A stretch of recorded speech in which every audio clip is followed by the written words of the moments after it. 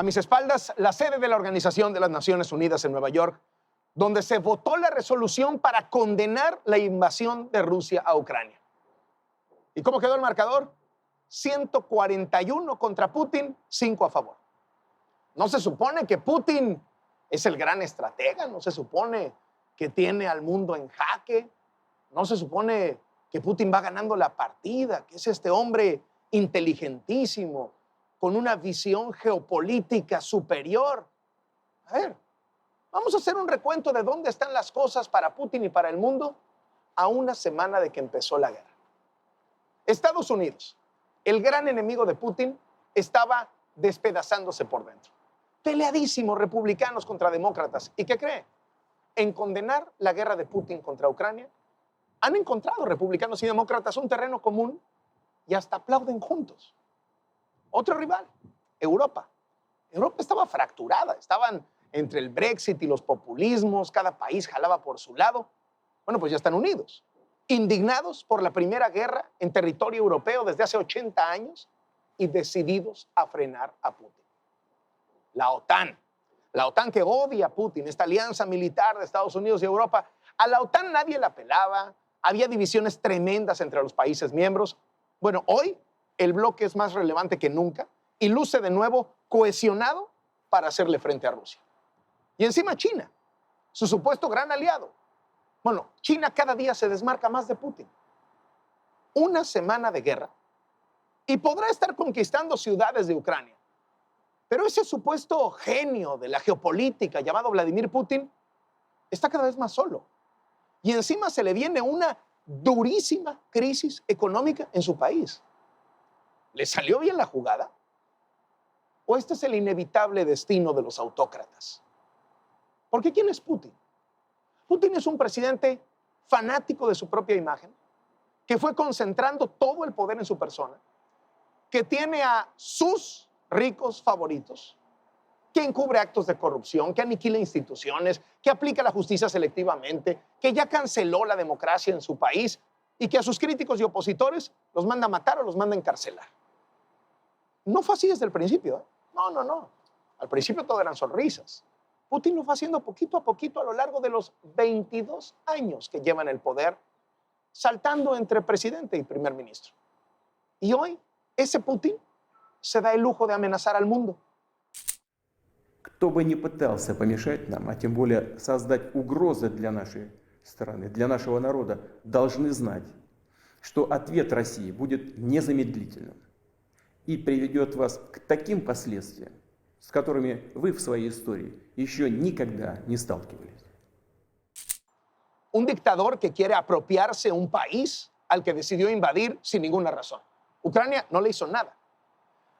Pero ¿qué hemos leído en México?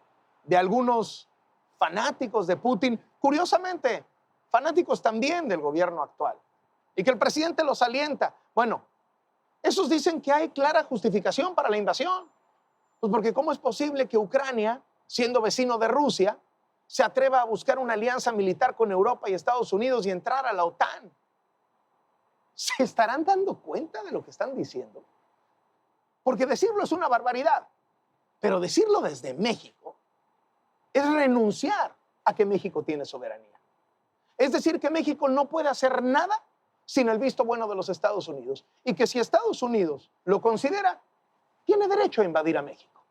Вот все, что делали наши партнеры, так их назовем, Соединенные Штаты, в предыдущие годы, обеспечивая якобы свои интересы и якобы свою безопасность за тысячи километров от своей национальной территории.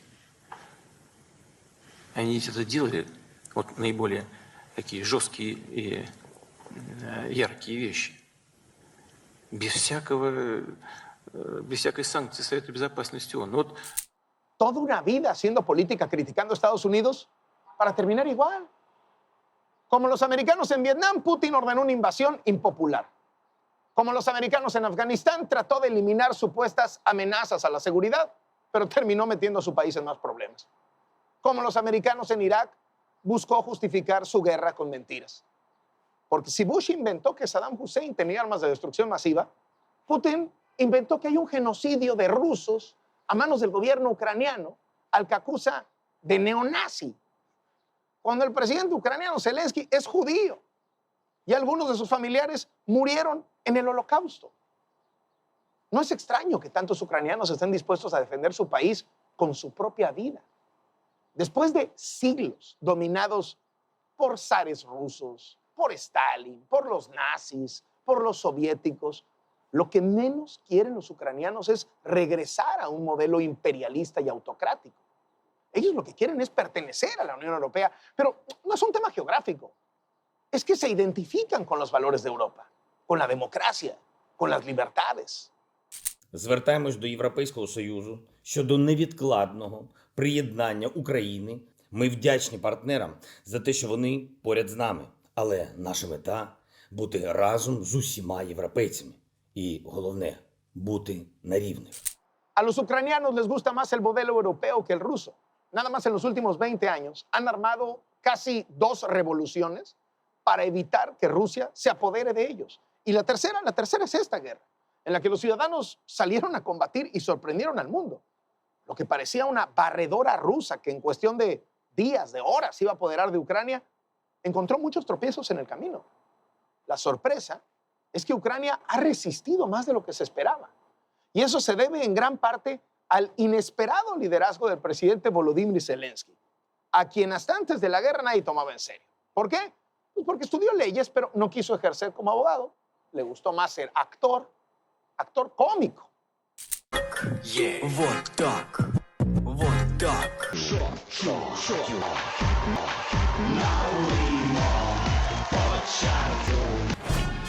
Это Наполеон Бонапарт. Господин фельдмаршал, французы – великий полководец и жесткий начальник.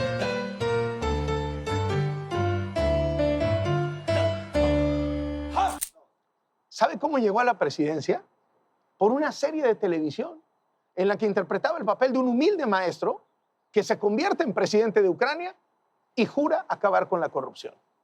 Пойдемте дальше, Василий Петрович. Андрей Георгиевич, информационный департамент. А это Гриша. Здравствуйте, Василий Петрович. Здравствуйте. Работа хирурга Лившица. Правда? Он будет вместо вас открывать памятники, пить с Лукашенко и погибать от пули снайпера. Но я думаю, что до этого не дойдет. Fue tan exitosa la serie que la casa productora de Zelensky decidió fundar un partido político con el mismo nombre de la serie, El Servidor del Pueblo. Y esa fue la campaña con la que se volvió presidente en el 2019. Me llamo Vladimir Zelensky y soy candidato a presidente. Estoy desafiando a las élites en su propio terreno. Por eso me atacan llamándome payaso. Sí, soy un payaso y estoy orgulloso de ello. Bueno, pues ese payaso ganó la presidencia de Ucrania con el 73% de los votos y ahorita está ganando la guerra de imagen pública contra Putin. Se ha convertido no solo en el líder de la resistencia contra Rusia, sino en un político admirado a nivel mundial. ¿Y enfrente a quién tiene? Pues a Putin, con esa imagen fría y vieja, un Putin cada vez más aislado, porque el presidente de Rusia está usando los métodos del siglo pasado para invadir una nación. Pero el mundo ha decidido no jugar en ese tablero, sino contestarle con las armas del siglo XXI, aprovechándose de la integración económica y la globalización, porque ahí Rusia no es potencia. Sumadas, las economías de Estados Unidos y Europa son 25 veces más grandes que Rusia y lo están aplastando. Encima, ¿usted cree que China, que inicialmente era el gran aliado de Rusia, por más que odia a Estados Unidos, va a cambiar los clientes de Estados Unidos-Europa por los de Rusia, por treparse a la aventura de Putin? No. A Rusia se le están acabando las mieles del capitalismo. Desde sus oligarcas socios de Putin que ya no podrán aterrizar sus aviones privados en Estados Unidos ni anclar sus yates en el Mediterráneo europeo, pasando por la clase media rusa, aspiracionista, dirían, que ya no podrá viajar, por ejemplo, con las tarifas baratas de las aerolíneas globales, ni comprarse un iPhone. A ver, nada más en estos días, la moneda rusa ya cayó 50%, se devaluó 50% y la tasa de interés se duplicó. Todo forma parte de una estrategia para presionar a un levantamiento de ciudadanos rusos contra Putin. Y mire, la mayoría no está de acuerdo con la invasión a Ucrania. Miles se han manifestado en contra. Putin ha encarcelado a 6,000 personas por manifestarse. ¿Se imagina de qué humor ha de estar Vladimir Putin? El exespía de la KGB, político despiadado, de mano dura, que censura los medios de comunicación, que bloquea las redes sociales para que no se difunda nada que él no quiera. Un experto en judo que supuestamente monta osos, manipula oligarcas, encarcela manifestantes, envenena adversarios. ¿Se imagina de qué humor ha de estar al ver lo que consiguió en unos cuantos días un comediante sin experiencia política, diplomática, ni bélica, y del cual Putin se burlaba por ser chaparrito, decía que era un títere de Estados Unidos? Bueno, pues ahora ese cómico es todo un símbolo y sale a la calle en plena guerra, mientras Putin se encierra en mesas largas y queda como un paria, como un tirano cobarde, que se atrinchera en estas mesas enormes y no se acerca ni a sus propios jefes militares cuando está en el Kremlin. Así nos sorprende que todos los días amenace Putin con que tiene listo su arsenal nuclear, o que sus órdenes sean para intensificar los ataques inhumanamente, porque no se está limitando a bombardear instalaciones militares o estratégicas, no, ha bombardeado infraestructura civil, zonas residenciales, edificios de departamentos, hospitales, transporte público. Van más de 2,000 civiles ucranianos muertos, incluidos niños. Ha bombardeado guarderías. Нашей страны. Поэтому приказываю министру обороны и начальнику генерального штаба перевести силы сдерживания российской армии в особый режим несения боевого дежурства. Y mientras nuestros ojos presencian estas atrocidades y el mundo sabe muy bien de qué lado de la historia estar, el presidente de México titubeó antes de condenar la invasión. Se niega a sumarse a las sanciones comerciales contra Rusia y promete tener buenas relaciones con el dictador despiadado. Y así, una cosa es lo que hacen los diplomáticos mexicanos, que tienen muy clara la condena a Rusia, y otra cosa son las palabras de López Obrador, quien a Putin, como a todo buen criminal, le dedica abrazos, no balazos. Soy Carlos Loret de Mola. Esto es Latinos.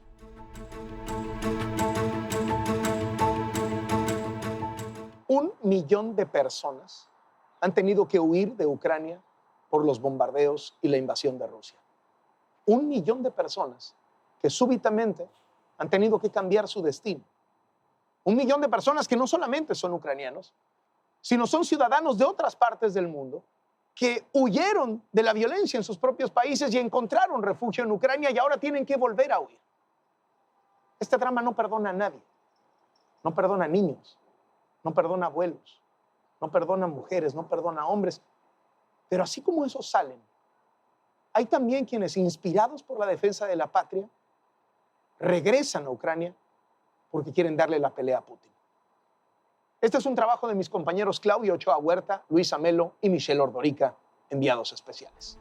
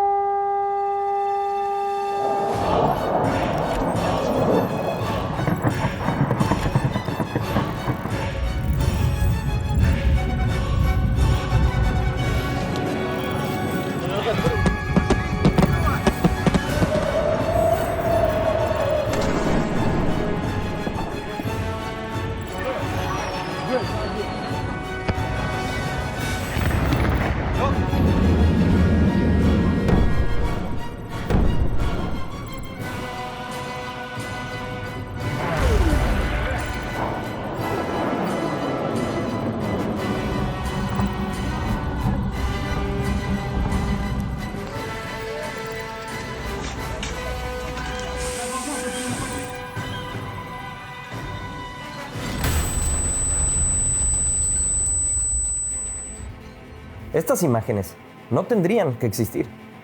Rusia invadió Ucrania y desató una guerra sin justificación.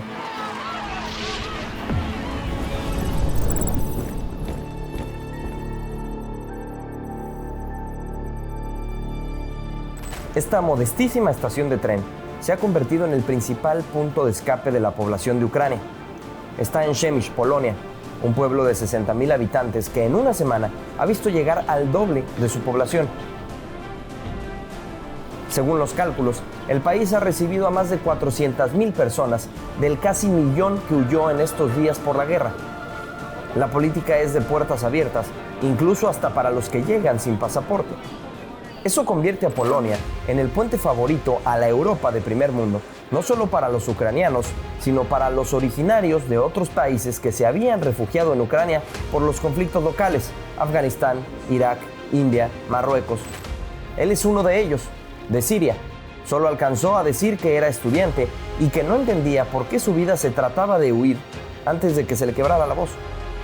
Entró por Médica, Polonia, el paso fronterizo más concurrido actualmente, a pesar de que para cruzar el tiempo aproximado es de 3 días de espera en un clima congelante acompañado de nevadas. Simplemente en el tramo final, una garita de 50 metros entre Ucrania y Polonia, la espera fue de 10 horas desquiciantes. 50 metros en 10 horas.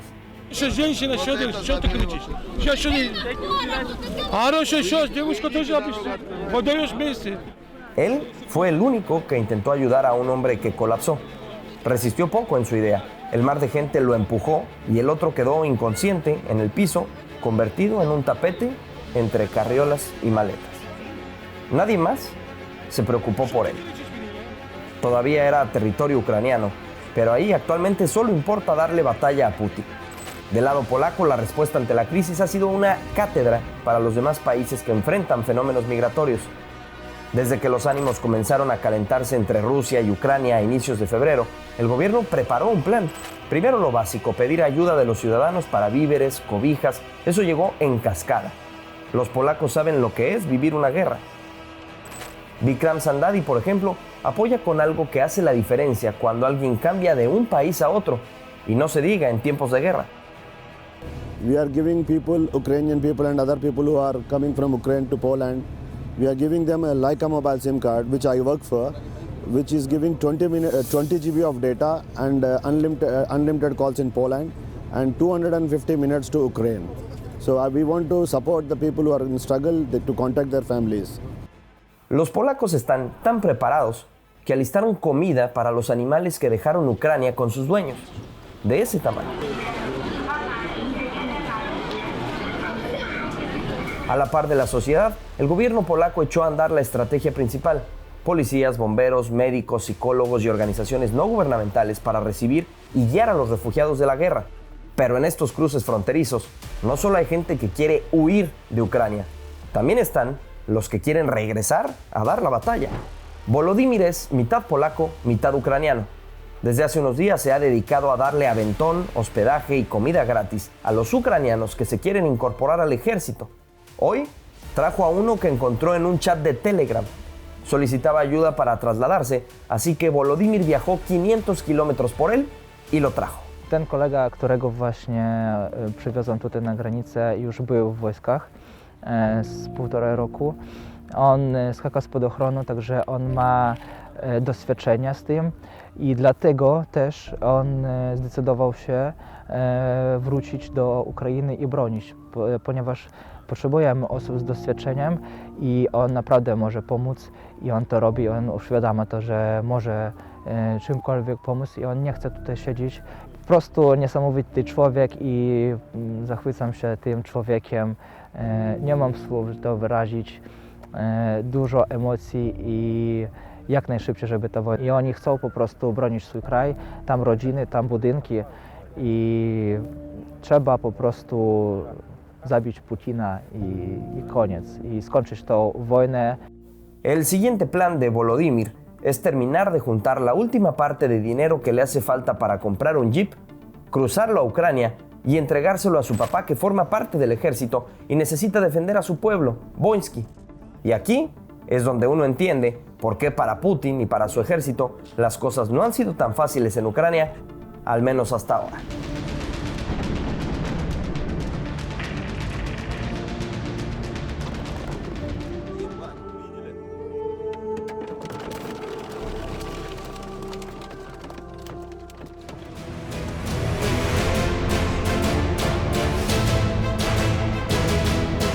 Si los chinos desean que vivas tiempos interesantes, vaya tiempos los que está viviendo el embajador de México ante la ONU.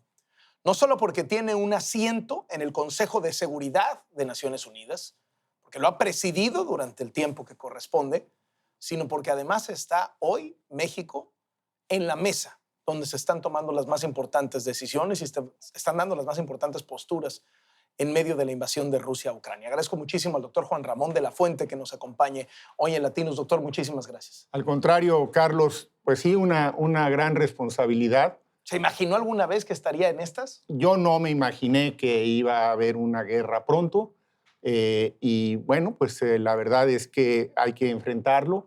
He tenido todo el respaldo del canciller, del licenciado Marcelo Ebrard, y ha habido instrucciones muy precisas del presidente de la República. Entonces, las posiciones de México han sido claras, han sido consistentes con los principios constitucionales de nuestra política exterior, con la Carta de las Naciones Unidas, y eso nos ha permitido navegar con claridad sobre todo en estos últimos días, y hacer algunos planteamientos que creo que de manera modesta pueden contribuir a encontrar una salida, ojalá, que en un futuro no muy lejano. El presidente López Obrador ha dicho que quiere mantener buenas relaciones con las dos partes, tanto con Ucrania como con Rusia. Sin embargo, México ha votado a favor de una resolución que condena a Rusia en la Asamblea General de la ONU. ¿Cómo se concilian estas posiciones? O sea, parecería que la política exterior de profesionales va por un lado y las mañanas van por otro. No, yo creo que no hay incompatibilidad. Mira, en estos momentos lo que se necesita es construir y mantener puentes, no romperlos.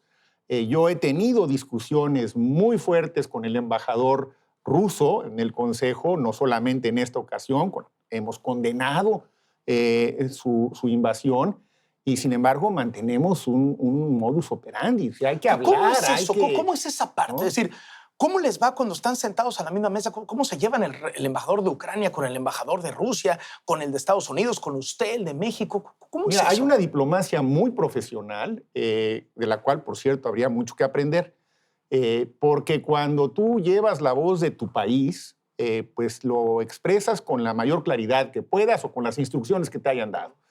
Pero al mismo tiempo hay una interacción entre 15 personas que hemos estado ahí encerradas durante muchas horas, ya durante muchos meses y en particular discutiendo el tema de Ucrania durante muchísimos días.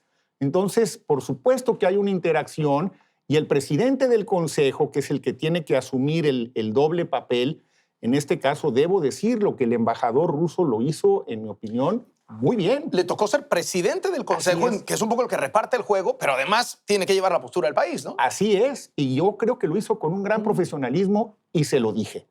Porque una cosa no quita lo otro.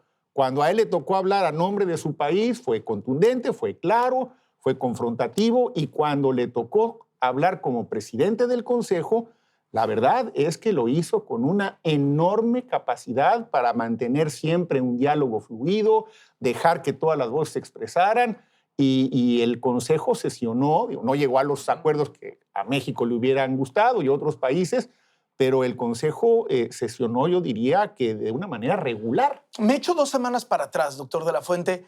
¿Se hubieran imaginado, o sea, en la atmósfera de ustedes dentro del Consejo de Seguridad, dentro de esa sala de tanto poder, había la sensación de que Putin iba a invadir o más bien la sensación de que Putin no iba a invadir? Estaba dividido. El embajador ruso, precisamente, hará unas 2 semanas, en una de sus intervenciones, dijo que Moscú no pensaba tomar una decisión para invadir a ningún otro país.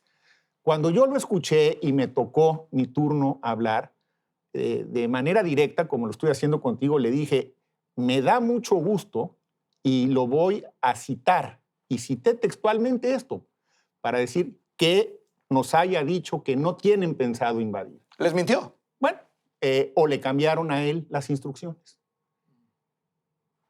Porque el hecho es que no ocurrió lo que mintió Rusia, para no personalizarlo. Para no personalizar, que es otra vez el punto. No hay que personalizar a veces las cosas, sobre todo si queremos eventualmente encontrar una solución al conflicto. La diplomacia no alcanzó para prevenir la invasión. No alcanzó. Se hicieron esfuerzos y no fueron suficientes. Pero la diplomacia es la única alternativa que tenemos para encontrar una salida al conflicto. Por eso México ha insistido, y en esta resolución que se aprobó de manera abrumadora, como como todos sabemos, una de las contribuciones que hicimos es dejar una pequeña cláusula que hacía justamente alusión de que no se cerraban los conductos diplomáticos, porque más allá de qué tanto avancen estas pláticas o estos primeros encuentros que se han tenido, que no hay... Ucrania-Rusia. Sí, que no hay que desdeñar, porque ese es el hilo sobre el cual seguramente se tendrá que seguir construyendo. O sea, lo que pasa allá termina aquí, ¿no? Sí, aquí atrás, en la ONU. y también se retroalimentan. A veces lo que pasa ocurre aquí afecta allá. Ahora, hace tiempo no se creía que Putin iba a ser capaz de hacer lo que hizo en Chechenia. Luego no se creía que Putin se iba a anexar Crimea. Luego no se creía que Putin iba a invadir Ucrania. Hoy Putin está hablando de temas nucleares. ¿Es momento de tomarnos en serio esto? Yo creo que hay que tomar todo en serio a partir de lo que hemos vivido. ¿Cree que estamos al borde de un conflicto nuclear? No, no lo creo, pero hay que tenerlo en el radar. Y te puedo decir que ya México, otra vez, una iniciativa que tenemos junto con otros, ahorita vamos 13 países, pero hemos sido los más vocales en temas de desarme nuclear históricamente. Esta es una posición histórica también de México, que es algo que vale la pena también recalcar, porque hemos sido muy consistentes con posiciones históricas de México. Gobiernos de distintos partidos. Gobiernos de distintos partidos. O sea, hay una diplomacia que se sustenta en los principios de la Constitución. Hay una diplomacia de Estado, pues, ¿no? Que no tiene vaivenes. Carta de las Naciones Unidas que todos los países, todos supuestamente nos comprometimos a honrar. Entonces, estamos, nada más para terminar esa idea, estamos platicando ya con algunos países que hemos apoyado el Tratado de No Proliferación de Armas Nucleares para ver qué reacción conviene tomar y cuándo en relación a este comentario que no se ha vuelto a suscitar, pero que ciertamente el hecho de que se haya mencionado, bueno, pues nos obliga a poner todas las fichas sobre el tablero. Porque ha resultado una muy mala táctica no creerle a Putin. Bueno, quienes no le han creído, en efecto, también déjame decirte, porque creo que es importante que el público lo sepa. Hay también junto con todo esto una gran guerra de propaganda. Nosotros mismos a veces en el Consejo no tenemos claro qué información de la que nos llega es cierta y qué no es cierta. Como dicen, la guerra la primera que muere es la verdad, ¿no? Nos pasa un poco como les pasa a ustedes, cuando van tras una noticia, recibes una información, pero no la confirmas, luego sí la confirmas, pero fue del otro lado. Así nos pasa también a nosotros. ¿Qué está ocurriendo exactamente en el terreno? No lo sabemos. Y por eso, no lo sabemos a ciencia cierta, digamos, ¿no? Y por eso, la iniciativa que estamos trabajando junto con Francia de garantizar la ayuda humanitaria a la población, aparte de proteger a la población que ya le urge, la población civil, aparte de garantizar que llegue la ayuda humanitaria, nos va a permitir también contar con un poco más de información de lo que está ocurriendo en el terreno, porque los proveedores de esa ayuda humanitaria pues tienen que estar ahí, ¿no? Y esto ayuda a distender y ayuda a conocer un poco mejor hasta dónde ha llegado. ¿Hasta dónde ha llegado, por ejemplo, en este momento la afectación a la población civil? No lo sabemos a ciencia cierta. ¿Ha cometido crímenes de guerra Vladimir Putin? Yo creo que no hay evidencia en este momento para ello. Yo no la tengo, por ejemplo, pero sí me preocupa que Filippo Grandi nos decía, el alto comisionado para refugiados, que iban ya más de 650,000 personas que habían ya buscado refugio en otro país, que ya habían salido de Ucrania. Por cierto que entre ellos, y hay que decirlo, ha salido creo que ya buena parte del grupo de connacionales que estaban ahí, lo cual también es muy bueno de mexicanos, ¿no? Ahora, déjeme le pregunto sobre cómo le está yendo a Putin en esta guerra, porque por un lado vemos que avanzó inicialmente con mucha fuerza dentro de Ucrania, que ahí va, ¿no? A un costo altísimo, pero por otro lado, en esta resolución de la Asamblea General de la ONU, inicialmente tú veías a China así con Rusia y resulta que China optó por abstenerse y ya no ponerse del lado de Rusia. Irán así con Rusia ya está en abstención. Cuba así con Rusia y ya está en abstención. Venezuela, que estaba así con Rusia, no llega, o sea, no se presenta, ausencia en la sesión. ¿Y se queda Rusia con quién? Con Siria, con Bielorrusia, con Eritrea, con Corea del Norte. Con 4. con 4 países de un concierto de 200. ¿Está perdiendo? Yo creo que es un gran aislamiento el que mostró la votación. Un gran aislamiento de Rusia. Como tú señalas, algunos aliados históricos han optado por la abstención. Y yo te diría, no creo que haya un común denominador, porque de los que has mencionado yo te podría contar, quizá no nos da tiempo en esta ocasión, las razones de cada uno de ellos. Yo creo que son distintas, pero el resultado es ese. Yo creo que, por ejemplo, en el caso de China, pues hay evidentemente también un interés de los grandes mercados que pierdes, ¿no? Porque ellos traen ese interés de manera muy clara y traen una política exterior más cautelosa, más calculadora, más china, más de largo aliento, que ya hemos visto en varias ocasiones y en esta pues han sido realmente muy claros. En el caso de Irán, te comento brevemente, hubo una resolución muy controvertida hace 2 o 3 días en el Consejo para designar como grupo terrorista a los husíes, que es un grupo que se autodenomina como insurgente dentro de Yemen. Y esto era muy importante para los Emiratos Árabes y muy importante para Irán. Que no pasara, ¿no? Exacto. Y entonces ahí hicieron una alianza los Emiratos y Rusia. Y yo creo que eso explica la molestia de Irán en el voto de hoy. En el caso de Siria, Rusia estuvo apoyando a Bashar al-Assad durante todo el camino, bueno, ¿no? Cada vez que hablamos de Siria hay una posición muy clara de Rusia de seguirlo apoyando. Entonces también se da esto, ¿no? Pero por otro lado, platícame usted, embajador, una Europa muy unida. Muy unida. Estados Unidos, en el discurso del Estado de la Unión de Biden, republicanos aplaudiendo a Biden cuando se refería a Putin. Sí, yo creo que este fenómeno, los propios embajadores de Europa, por ejemplo, los países nórdicos que habitualmente son pues, muy sobrios y han estado involucrados con una gran carga afectiva. Yo creo que a Europa esto le ha removido, ¿no?, muchísimas memorias del pasado. Es un continente que ha sufrido muchísimo, las 2 guerras. Y muchos de estos países son países muy pequeños, ¿no? Entonces... todos están arriba, Estonia, Letonia, Lituania, todos esos... Bueno, si amenazó a Suiza y a Finlandia, ¿no? Claro, ¿no? Entonces son estados pequeños, algunos de ellos más nuevos que otros, ¿no?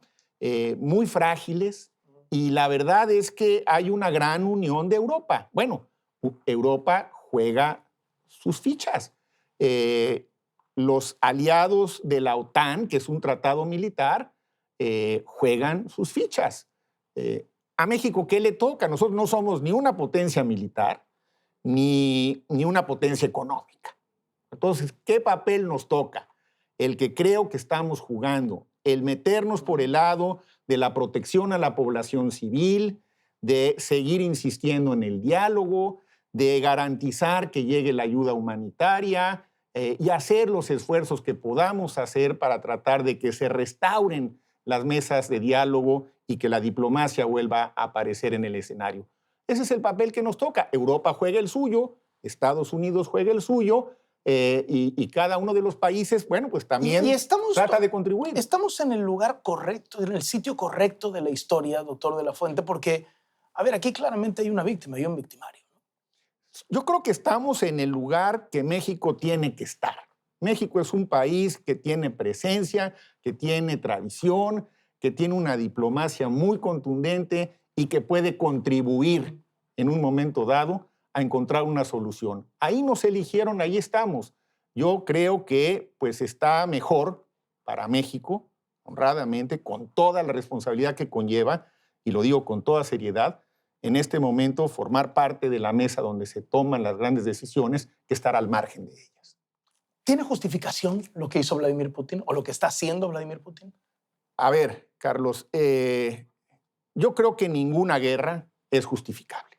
Ninguna invasión es justificable. Y la verdad de las cosas es que por eso lo condenamos. El presidente fue muy claro. El presidente López Obrador dijo: ningún país tiene derecho a invadir a otro. Un país soberano. Nosotros vivimos 4 invasiones. México también es producto de esa formación histórica. También nos costó casi la mitad de nuestro territorio. Sabemos lo que es haber sido invadidos. Y eso también nos da cierta autoridad moral para poder hablar, ¿eh? Se lo pregunto porque hay voces en México que dicen, a ver, Putin venía expresando sus preocupaciones de que no quería que Ucrania formara parte de la OTAN porque eso abría la puerta a que militares americanos estuvieran prácticamente en la frontera con Rusia.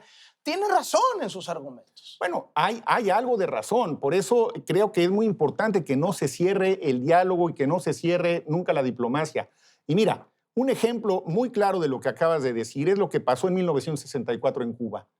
Cuando los entonces soviéticos pusieron misiles a 90 kilómetros de Miami, el presidente Kennedy respondió con una enorme capacidad de reacción militar, bélica, y estuvimos a punto de tener una conflagración nuclear. Entonces, claro que los países, sobre todo los que son potencias militares, tienen una enorme preocupación por la seguridad alrededor de sus fronteras. ¿Está justificado entonces? No, yo no justifico una invasión. No encuentro manera de poder justificar. Una cosa es, puedo entender los argumentos de Putin y otra cosa es, puedo entender la manera en cómo los está defendiendo, invadiendo una nación y masacrando gente. Así es, porque, por ejemplo, en una región muy específica de Ucrania, al este, en el valle del Donbass, ahí hay una historia de grupos separatistas y de territorios que tienen una dinámica propia y que esa podría entenderse de una forma distinta a lo que está ocurriendo en otras áreas del país. ¿No? Bueno, sí, no tiene nada que ver y sobre todo zonas densamente pobladas, eso sí es algo que la ONU sanciona de manera rigurosa, pues son zonas en donde cualquier explosivo pone inmediatamente en riesgo a la población civil, eso que los militares llaman a veces daños colaterales, que la frase me parece horrible, minimiza, es una ¿no? frialdad espantosa, son los daños más importantes, cuando matan a niños, cuando matan a mujeres, cuando matan a civiles, que no tienen nada que ver porque estaban ahí junto en una zona altamente poblada. Entonces, ahí mismo, dentro de Ucrania, habría que distinguir el problema que se circunscribe a la región oriental y los grupos separatistas, estas dos regiones que la DUNA declaró independientes y que luego Putin les reconfirmó su estatus independiente, y lo que está ocurriendo en el resto del país.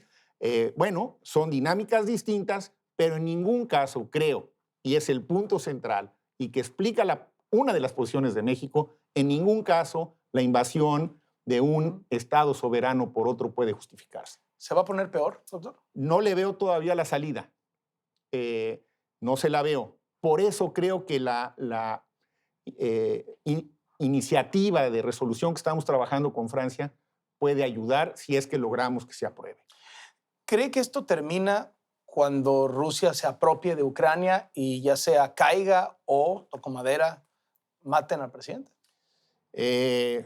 Yo esperaría que pudiésemos, a través de los mecanismos que están en este momento todavía abiertos, lograr algún tipo de acercamiento que nos llevara a un cese al fuego antes de que eso ocurra. Esa tiene que ser la expectativa y esa tiene que ser la esperanza, porque yo no me resignaría en este momento a aceptar un desenlace como el que tú estás planteando. Todo es posible, pero lo que nos toca hacer, a todos yo diría, no nada más al Consejo de Seguridad ni a las Naciones Unidas, a todos, es tratar de evitar a toda costa que la escalada siga, la escalada militar, y que podamos de alguna manera encontrar un hilo conductor que pudiera lograr que las partes se volvieran a sentar. El eventual cese al fuego negociado en la frontera ahí con Bielorrusia, ¿da esperanzas o es algo demasiado frágil? Lo veo frágil, pero al mismo tiempo no cancela esperanzas. Pero sí está frágil. Tampoco hay que ponerle ahorita muchas expectativas. Las cosas van a seguir cambiando en las próximas horas. Vamos a seguir viendo algunas cosas inéditas y esperemos que pues puedan ser menos malas de las que hasta ahora hemos visto, porque lo que hasta ahora traemos es un panorama extraordinariamente complejo. Estados Unidos es nuestro principal socio comercial, es con el que tenemos los 3,000 kilómetros de frontera. Hay quien, en algún momento Vladimir Putin comparó lo de Ucrania como si Rusia metiera misiles a México, ¿no? Es decir, nos ha comparado Putin con Ucrania frente a la potencia de Estados Unidos. ¿Presiona mucho Estados Unidos? No. Se acerca, le dice, Sí, México, tú tienes que jalar conmigo. No, fíjate que no. Y de verdad te lo digo con toda claridad. La relación con la embajadora es muy buena, es muy cordial, sabe muy bien cuál es la posición de México, sabe que somos amigos, que somos vecinos, que somos socios, pero que también cada uno tiene su soberanía. No siempre estamos del mismo lado. En esta ocasión hemos estado del mismo lado, pero, por ejemplo, ellos han asumido posiciones en algunos temas mucho más duras que las que ha asumido México. Pero no ha habido, la verdad, ninguna presión de un lado ni de otro. Mantenemos el diálogo con ambos.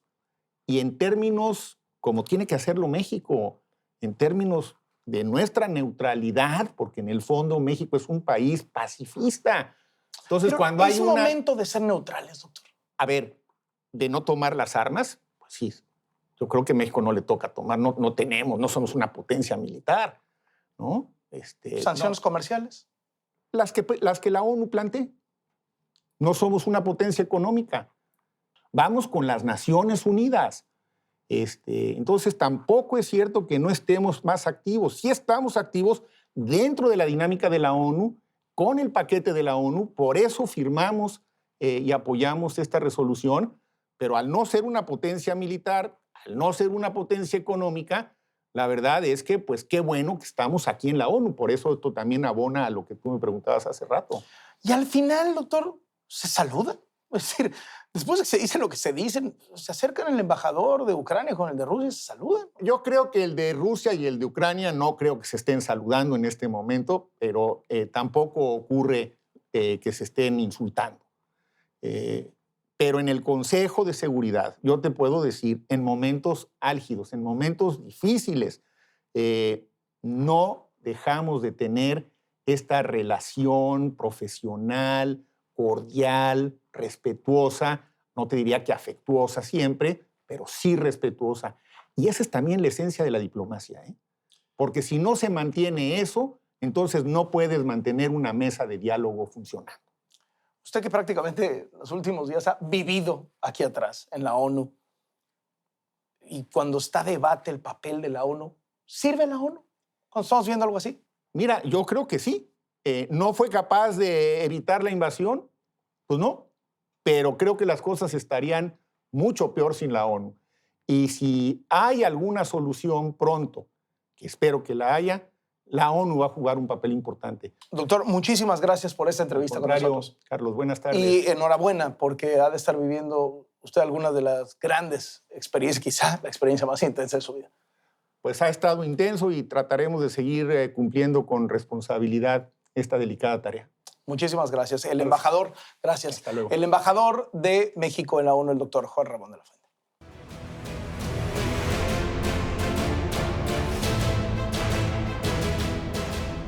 Nada se compara a una guerra internacional entre países. Pero no olvidemos que esta semana en México fusilaron personas. Y ante ello, el presidente López Obrador propuso cambiarle el nombre al cártel. No se trata de cambiar el nombre. Se trata de cambiar una estrategia fallida. Nos vemos la próxima semana.